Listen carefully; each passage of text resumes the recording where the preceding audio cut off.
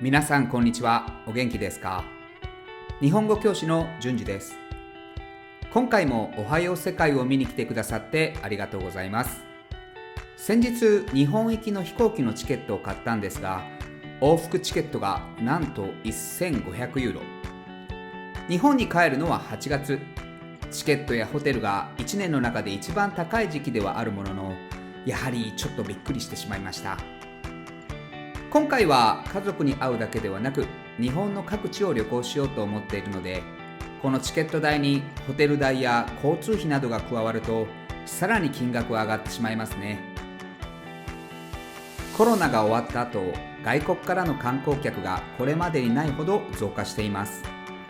こんなに高いお金を払ってでも日本に行きたいと思ってもらえることは、日本人としてはとても光栄なことです。日本の文化、料理、サブカルチャーなど、外国人旅行者が私たちの国に興味を持つ理由は様々だとは思いますが、日本の漫画やアニメもその一つだと思います。そこで今回のおはよう世界は、日本の漫画についてお話ししようと思います。今、日本語を勉強している皆さんは、子供の頃どんな漫画が好きでしたか？漫画と聞くと子供が読むものというイメージを持つ人もいるかもしれませんが、日本では子供だけではなく、たくさんの大人にも人気を得ている娯楽の一つです。2012年に NTT コムリサーチが15歳から44歳までの男女1939名に漫画についてのアンケートを行ったところ、男女どちらも20代前半では漫画が好きが 40% を超え、40歳から44歳までの女性でも 60% 以上の人が漫画が好きと答えていることが分かりました。また、日本だけではなく世界中で読まれている漫画ですが、特に人気の高いドラゴンボールは2019年の時点で96言語に翻訳されています。それではこの日本を代表するサブカルチャーの一つ、漫画の歴史を少しずつたどっていきましょう。まず最初に日本最古の漫画鳥獣戯画についてお話しします。それから漫画の原点とも言われる北斎漫画、次に漫画の神様と呼ばれた手塚治虫についてお話した後、最後に日本の漫画が現在に至るまでどのような変化をたどっていったのかご説明します。今回も前回と同様復習問題を用意してありますので、ぜひ挑戦してみてください。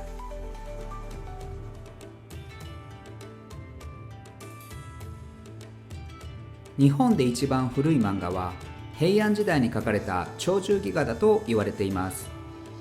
巻物と呼ばれる長い紙に馬や牛、カエルやウサギ、鳥などいろいろな動物が描かれていて、川に飛び込んだり、まるで人間のようにダンスをしたり、相撲を取ったりしています。吹き出しがないので何を話しているかは分かりませんが、今にも動物たちの会話が聞こえてきそうです。この巻物は4つあって、その中には僧侶や貴族など平安時代の人たちが書かれたものもあります。しかし、この鳥獣戯画は誰が何のために書いたのか、今もまだはっきり分かっていません。ちょっとミステリアスですよね。鳥獣戯画の絵は世界遺産にも登録されている京都の高山寺というお寺に伝わったものですが、そのお寺にあるのはレプリカで、本物は東京の国立博物館に保存されています。この鳥獣戯画はインターネットでも見ることができますので、興味があればぜひ見てみてください。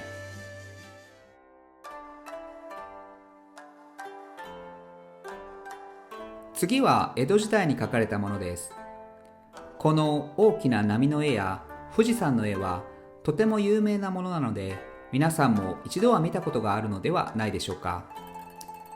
これは葛飾北斎という人によって描かれたものです。北斎は自分が描いたたくさんのイラストを本にまとめ、北斎漫画として発表しました。漫画という言葉がありますが、現代の漫画とは全く違うものです。そもそも漫画の漫という漢字は目的のないという意味があり、もともとは北斎が絵を勉強する学生のために描いたストーリーのないスケッチの絵でした。北斎漫画は全部で15巻あります。1巻から5巻には町の人やお坊さんや武士、魚や風景、6巻から10巻には刀や弓、鉄砲など武器を扱う人が描かれています。そして11巻から15巻にはたくさんの日本の妖怪が描かれています。北斎は1894年に亡くなりましたが、その後偶然北斎漫画の一部がヨーロッパに渡り、モネやバンゴッホなどにも影響を与えたと言われています。この北斎漫画もインターネット上で見ることができます。北斎が描いたユニークなキャラクターの数々をぜひ見てみてください。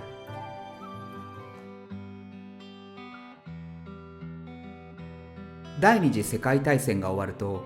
漫画の神様と呼ばれたある一人の漫画家が登場します。その人の名前は手塚治虫です。手塚治虫は医者になるために医学の勉強をしながら漫画を描いていましたが、彼の描く漫画にはいつもあるテーマがありました。それは人間の命や価値、人と自然が一緒にどう生きるかといったものです。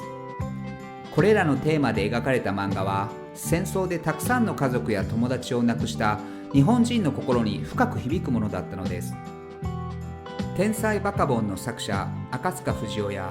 ドラえもんの作者藤子 F 不二雄など、多くの人気漫画家たちが彼に影響を受けたと言われています。手塚治虫はその当時日本の漫画にはなかった新しいテクニックや表現方法を取り入れ、現在の漫画のスタイルの基礎を築きました。また日本のアニメーションにリミテッドアニメーションというテクニックを取り入れました。これによってアニメの制作コストや時間を大幅に節約することができ、それまでの常識を超えるペースでアニメを作ることが可能になりました。手塚治虫は漫画だけじゃなく、日本のアニメーションにも大きな影響を与えた人物だったんですね。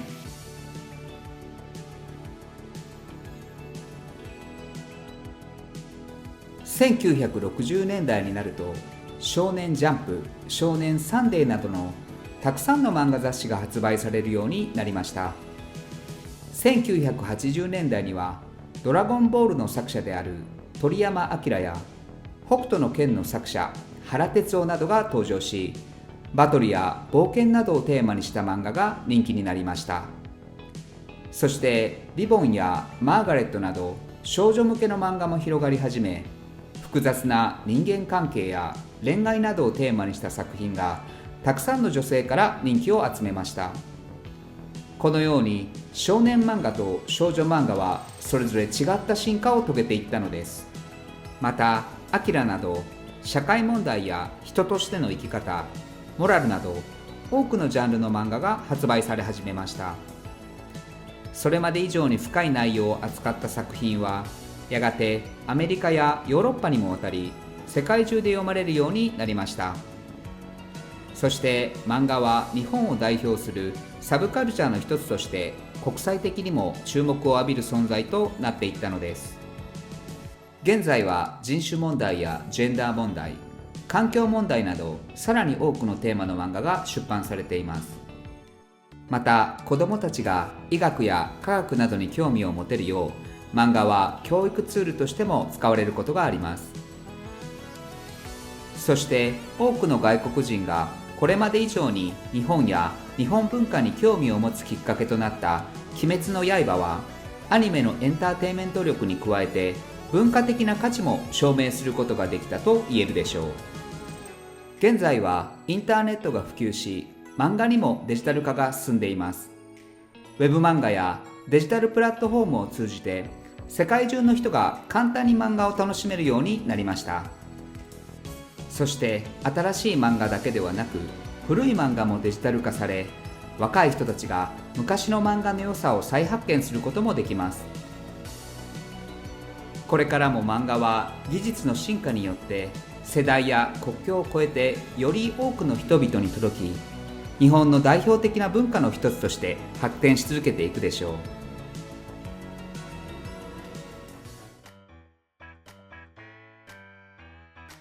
それでは最後に今日お話ししたテーマの中から3つ問題を出しますので答えてみてください。日本の歴史の中で一番古い漫画だと言われている鳥獣戯画はどの時代に書かれましたか？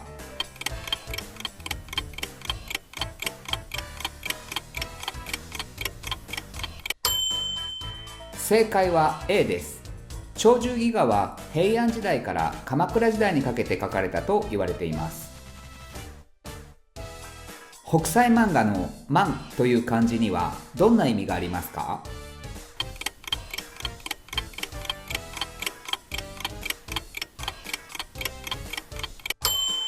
正解は B です。漫画の漫には目的のないという意味があります。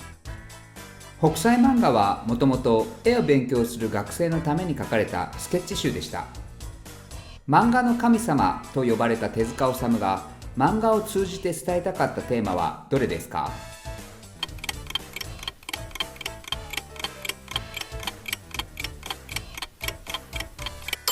正解は B です。手塚治虫の漫画の中で描かれる人や命の価値、自然との共存というテーマは第二次世界大戦で傷ついた多くの日本人の心に深く響いたと言えるでしょう。今回のテーマ、漫画の歴史はいかがでしたか？日本のサブカルチャーの一つである漫画の原点は実はとても古く、平安時代の鳥獣戯画にまで遡ることがわかります。そこから葛飾北斎の北斎漫画、手塚治虫の革新的な技術、そして現代の多様なテーマを扱った作品まで、漫画は日本の文化の中で進化し続けています。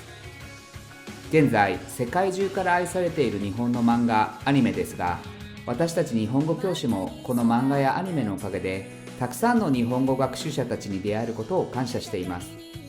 そしてこれからさらに言葉だけではなく、日本の文化や価値観を世界に広める素晴らしい機会が増えていくことを願っています。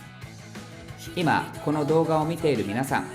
あなたの漫画に関するエピソードがあればぜひ教えてください。それではまた次のビデオでお会いしましょう。ありがとうございました。